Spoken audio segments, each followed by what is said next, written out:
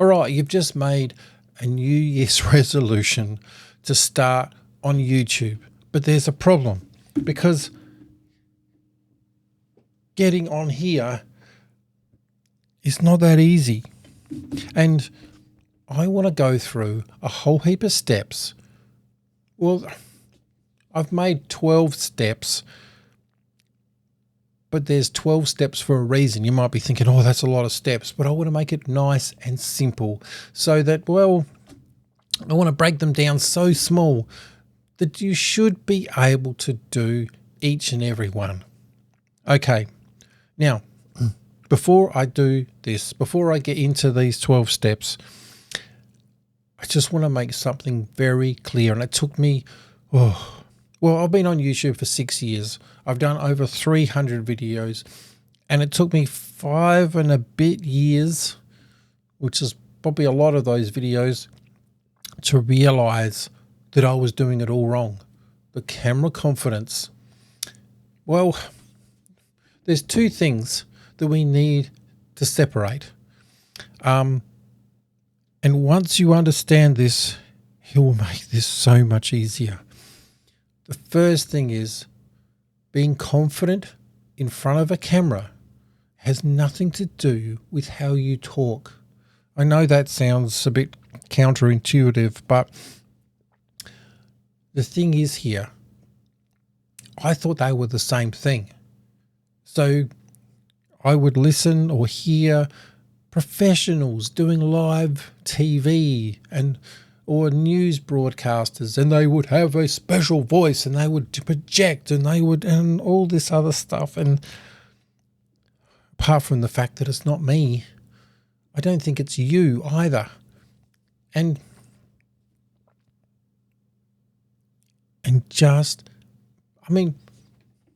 being confident in front of a camera, you don't have to talk.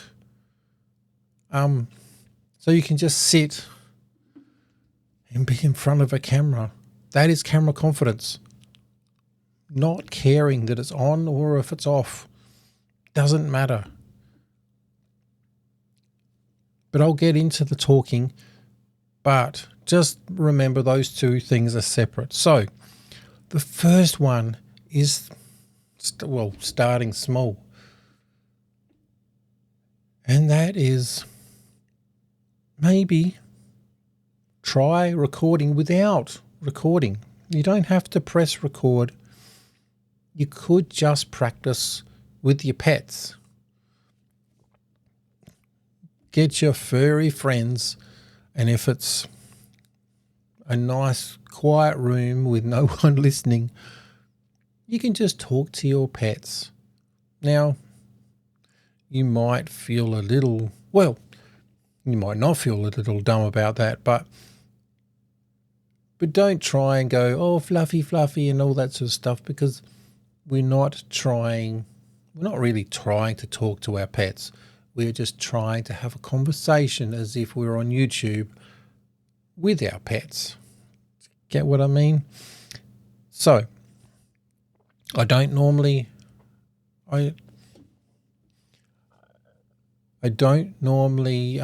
edit these, but for this, I'm going to. She's not happy, but we'll be very quick.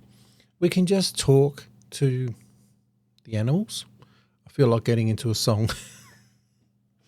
But it can just be, did you know that I have a YouTube channel? And I would like to tell you about my YouTube channel. Will you let me do that? I'm going to put it down now. Let's go on to number 2. Oh, actually, before we go to number 2, we should just make sure we're in a nice, quiet, low stress environment, which could be just like I'm in a room, I've got the doors closed. No one, it could be that no one's in the house, you've got the house to yourself, time to yourself. And it still can be a little bit weird because, I've got different people in different rooms, and sometimes that can feel a little bit conspicuous because, is conspicuous the right word? Because they might be in different rooms and you might think, oh, they might be able to hear me. We'll just talk softly for now. Just little steps. All right, so the next one, step number 2 to getting camera confidence or confidence on camera is to actually record yourself. But it's not going to work very well, but record yourself and just say hi. Just, hi, my name's Craig, and hi, my name's Craig, and oops. Helps if you have it on video and not photo. Hi, my name's Craig, and this video is going to be about how to do camera confidence. And I'm not very confident today, so you know what? It's okay. It's just something simple. You don't have to get too much involved. It is just talking to the camera. But the thing is, you don't have to watch it. You can just do that and delete it. Although we'll get into that in a sec, but maybe keep that first one. You can be silly if you want. It doesn't have to be perfect. You can stumble. You can say you can say It's just about being comfortable. But remember, being confident in front of a camera and being confident in talking are two different things. All right. Number 3, to gain camera confidence, I guess it's understanding why we freeze in front of the camera. Because, well, if we're chatting to a friend, we're not really conscious of what's happening. We're just conscious of the story and what we want to tell. Oh, I'm so excited because I want to tell you this. The difference is we press record and suddenly I'm not sure what to say. Oh, I've got to think of things. And you get very conscious of you being conscious. It doesn't sound great, but you know what I mean? Even professionals feel awkward. And I bet you that they're just as nervous going on screen in front of cameras, but probably not the same way you and I. They're probably very confident in front of the camera. They're just thinking, I've got to drive this whole program. And they're not worried about the cameras anymore. They're just worried about what they're going to say. So just remember that it will feel awkward because you're conscious of you filming it. So small steps. Do a recording, delete it, do another one, delete it, and just keep going. It doesn't matter. Small steps, rinse and repeat. Number 4, and this is probably where when we record, we need to just stop and maybe every now and then just have a look. I know watching yourself, it does feel a bit cringy. You will feel awful.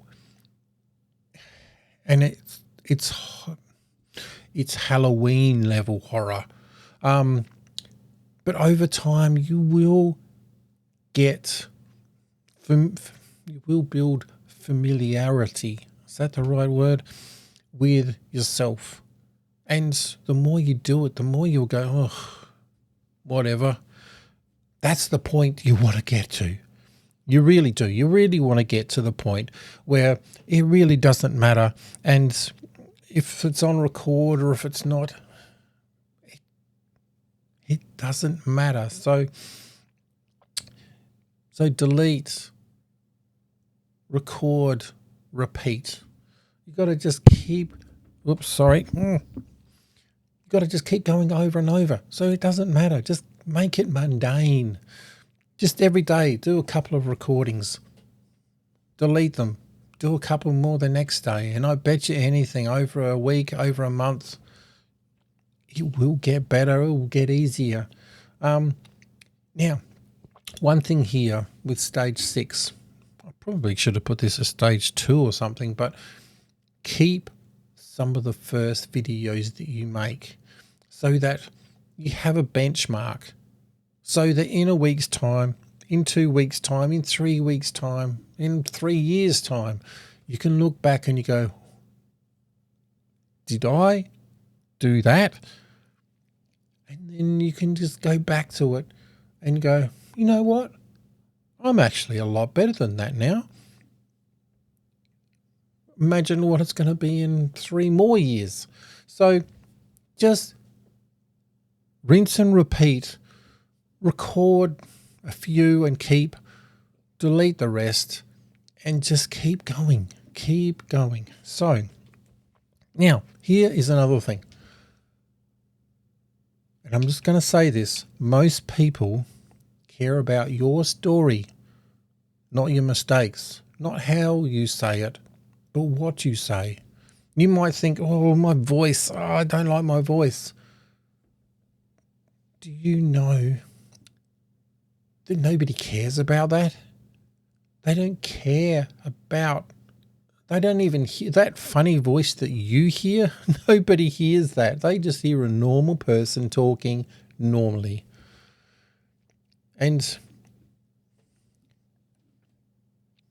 But on the other side of that, quirky, if you have a quirky voice, that's perfect. You are perfect for YouTube. You are perfect to be in front of a camera. Because just imagine somebody you know, famous, that if you had your eyes closed, you would be able to instantly recognize them. That's the perfect voice. It doesn't mean it's weird or anything. It just means it's unique to everybody. I feel like I've got a pretty forgetful voice, but who cares? I don't know. You might think differently. You might think, oh, I don't really get his voice or whatever. I don't care. That's you do you, I'll do me. All right. It's okay.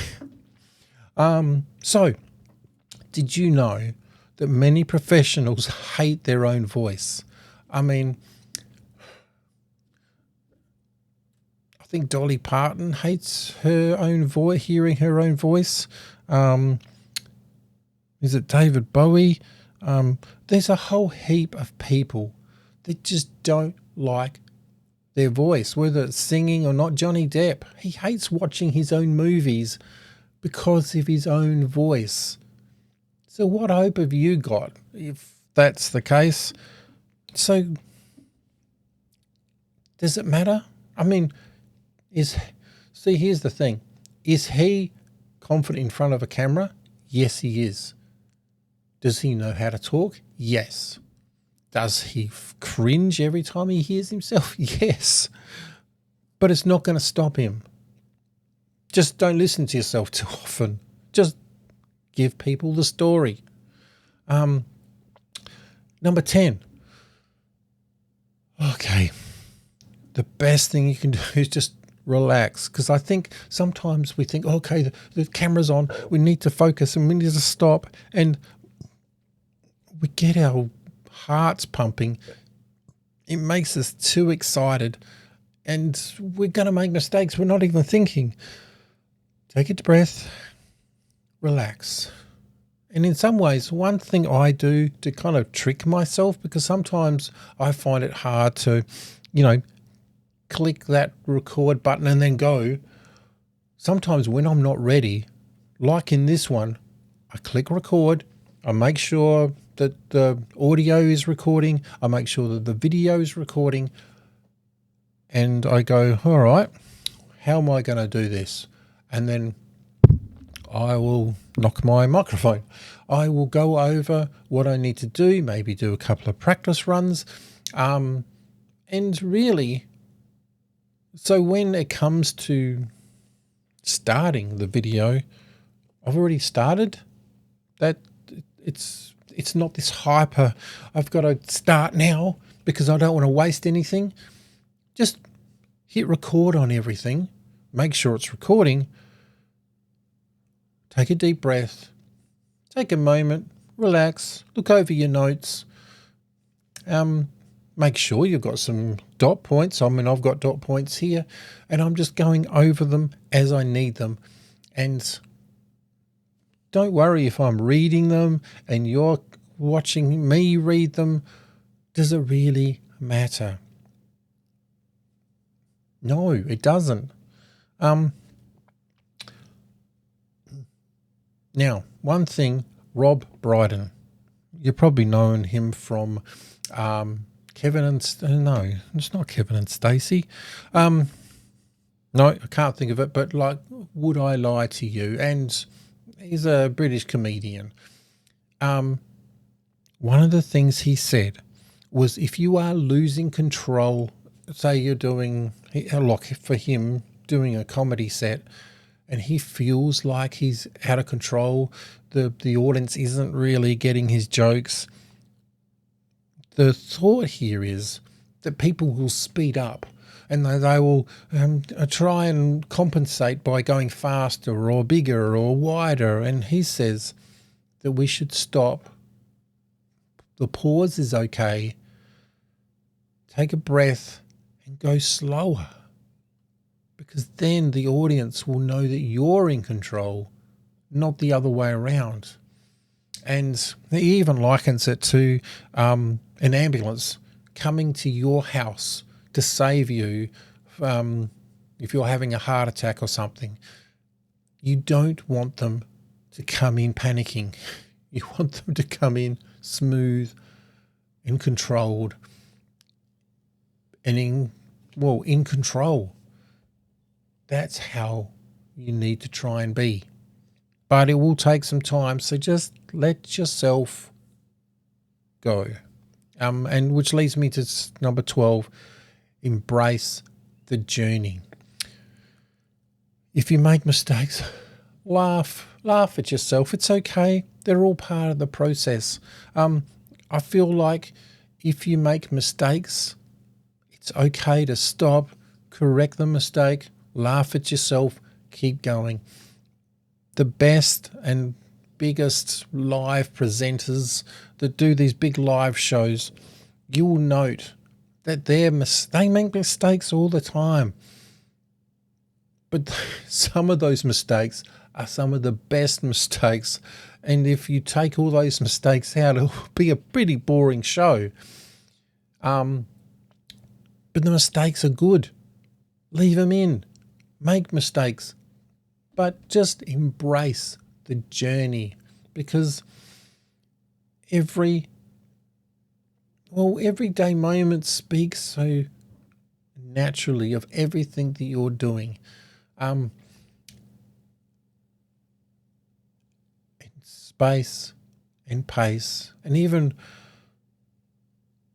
a pregnant pause can mean so much more than maybe an edit. You know what I mean? Those are the 12. But I've got one thing here, and I should have introduced this, but can you tell me about how to be confident on camera? Absolutely. To be confident on camera, focus on 3 key areas. You're definitely making great strides. With each video, your confidence is growing. Keep at it and you'll only get better. How does this sound? Could I use improvement? Everyone can improve with this. Maybe try varying your tone or incorporating more gestures. Great though. So click on here. I will show you more, and especially about AI, because AI is really, well, I think it's great. 5.5 years, but then something happened. I started using AI, and I want to show you how you can too. Catch you in the next one.